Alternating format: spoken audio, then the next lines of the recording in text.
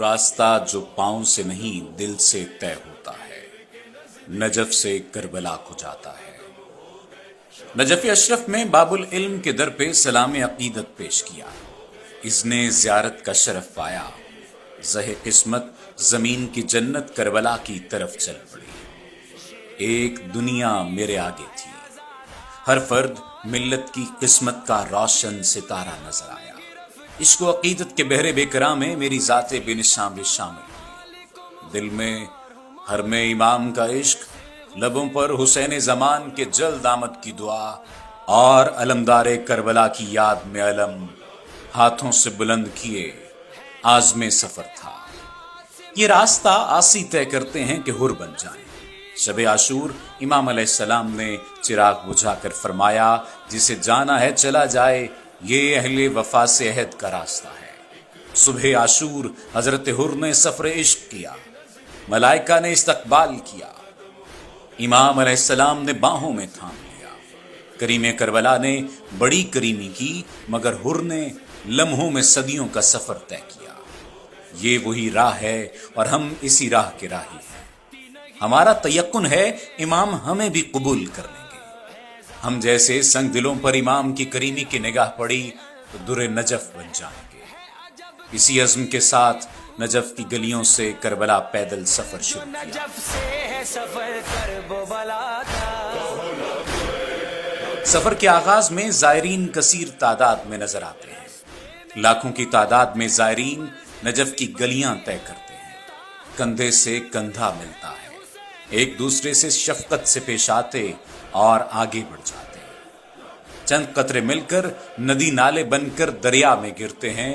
यूं इश्क व मुअद्दत का लामुतनाही समंदर वसीतर हो जाता है। राहे बहिश्त का आगाज। नजफ शहर से चंद किलोमीटर के बाद शाराए नजफ का आगाज हो जाता है। यहां से हर 500 मीटर की दूरी पर एक पुल नस्ब है। 1452 पोल्स करबला तक लगाए गए हैं। ये 80 किलोमीटर का सफर है। इस शाहराह पर कूफा और बसरा के काफिले भी आन मिलते हैं।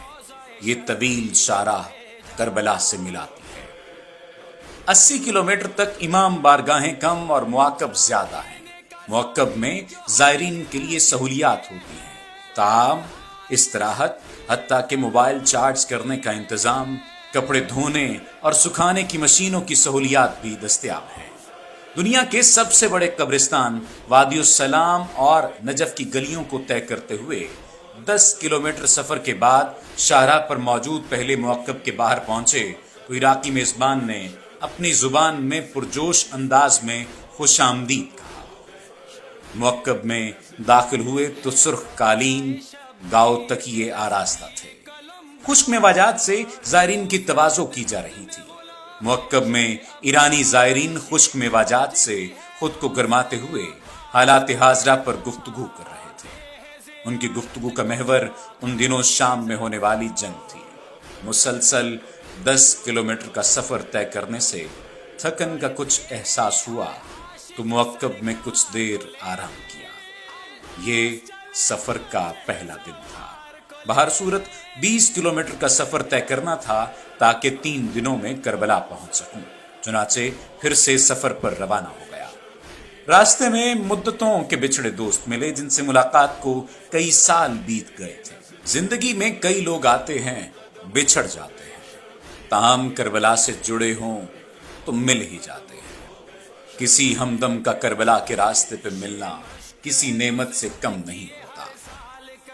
पैदल चलते हुए कई ऐसे लोग भी नजर आए जो कई साल कबल दारे फना से दारे बका कूच कर चुके थे। दुनिया भर से आने वाले काफिलों में किसी चेहरे में किसी की झलक नजर आती है तो कोई किसी अजीज का मुशाबेह नजर आता है। बढ़ते कदमों के साथ मेरी याददाश्त तेज हो रही थी। बचपन से करबला से मंसूब जो मरसिए, मजालिस और वाकयात सुने थे, सब याद आ रहे थे। एक और कदम हो गए शब्बीर के नजदीक। अक्लो शऊर का सफर तेजी से तय होता है। ये अफलाक का सफर है जो दिल से तय होता है। पांव दिल बन जाते हैं जिन्हें पहुंचने की जल्दी और जाने की तड़प होती है। امام کے عشق میں ڈوبا تیز قدموں سے کربلا کے بہشتی راستے پر چل رہا تھا۔ ہر شخص تیزی سے آگے بڑھ رہا تھا، ہر بڑھتے قدم کے ساتھ امام کے نزدیک تر ہو رہے تھے۔ امام حسین علیہ السلام کا روزہ روحانی مقناطیسیت کا حامل ہے۔ نوحہ خاں عاطر حیدر کی آواز میں ایک موکب سے نوحے کی صدا بلند ہوئی، ایک اور قدم ہو گئے شبیر کے نزدیک، ایک اور قدم ہو گئے شبیر کے نزدیک۔ یہاں پاکستانیوں نے بھی موکب لگایا ہوا تھا، قدم قدم پر موکب تھے، ہر موکب پہ ٹھہراؤ ممکن نہ تھا۔ سفر طویل تھا، میزبان منت سماجت کر رہے تھے کہ موکب سے کچھ کھا لیں۔ بچوں نے ٹیشو پیپر کے ڈبے تو کسی نے پانی کے چھوٹے پیکٹ اٹھائے ہوئے تھے۔ زائرین تیزی سے راہ طے کرتے ہوئے کھجوروں کے ٹوکرے سے چند کھجوریں اٹھاتے اور آگے بڑھ جاتے۔ خون جماتی سردی اور سفر کی تھکان سے اب چائے کی طلب ہو رہی تھی، لیکن مجھے عراقی نہیں پاکستانی چائے پینا تھی۔ عراقی چائے میں کڑواہٹ زیادہ ہوتی ہے۔ اس راستے کی کرامت یہ بھی ہے جو سوچا جائے وہ ملتا ہے۔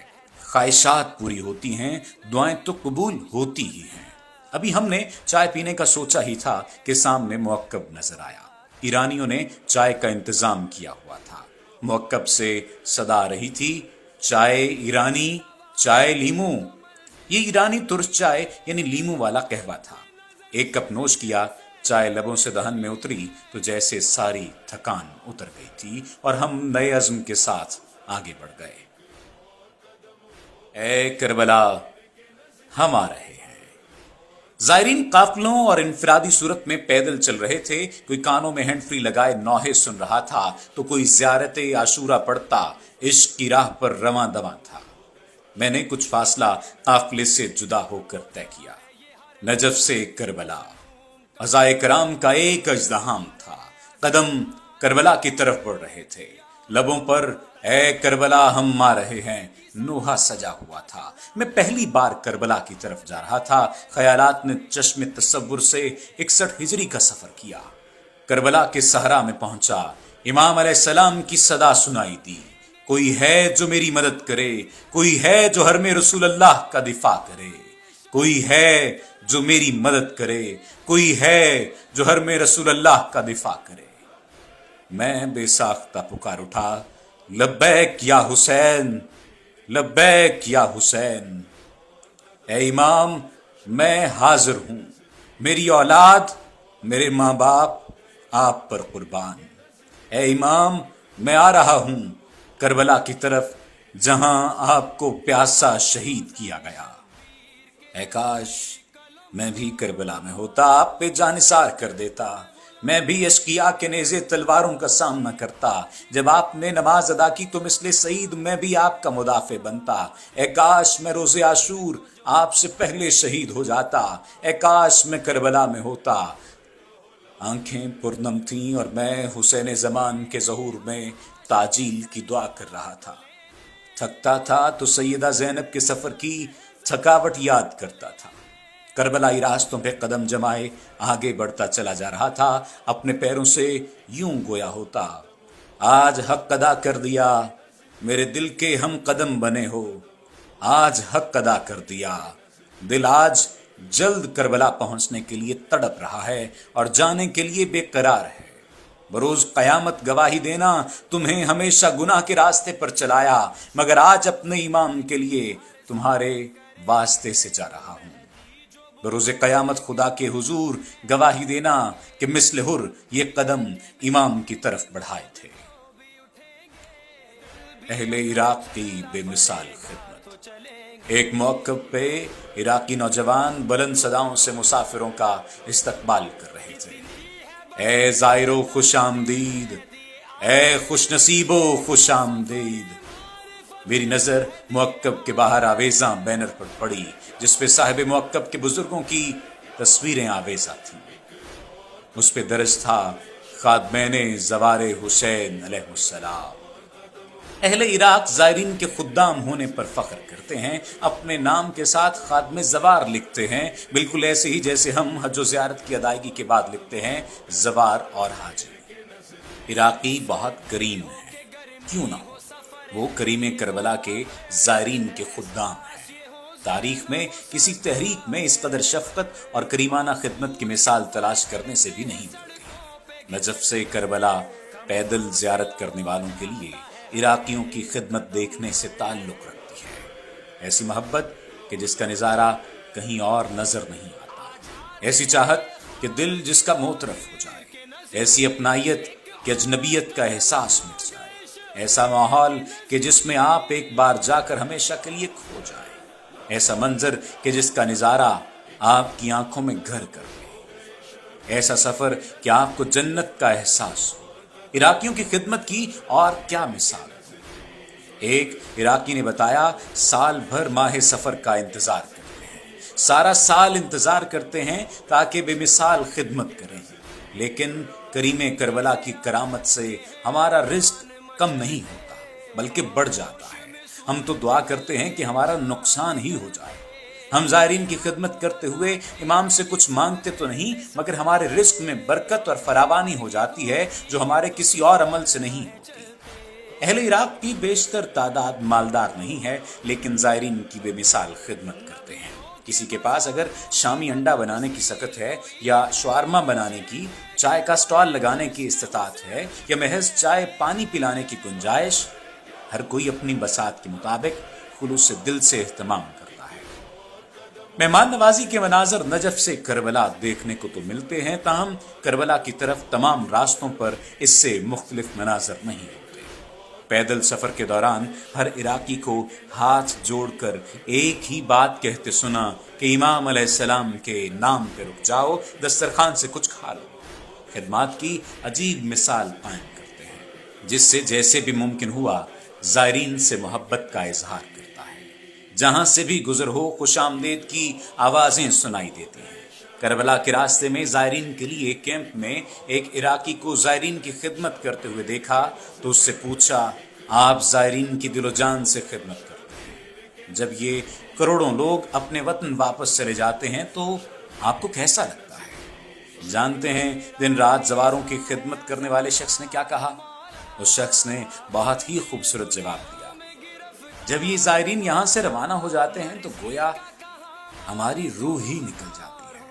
طویل انتظار کا سلسلہ شروع ہو جاتا ہے کہ کب 40 کے دن آئیں گے اور ہم دوبارہ زائرین کی خدمت کریں گے۔ اس روحانی سفر کے مسافر ایک دوسرے کو زائر سے مخاطب کرتے تھے، ایک دوسرے کی مدد کرتے تھے۔ اگر کسی بوڑھی خاتون نے زیادہ بوجھ اٹھایا ہوا ہے تو اس کی مدد کی جاتی، ویل چیئر پر سفر کرنے والے معذور کو راستہ دیا جاتا، پیدل سفر میں بچے، بوڑھے، خواتین،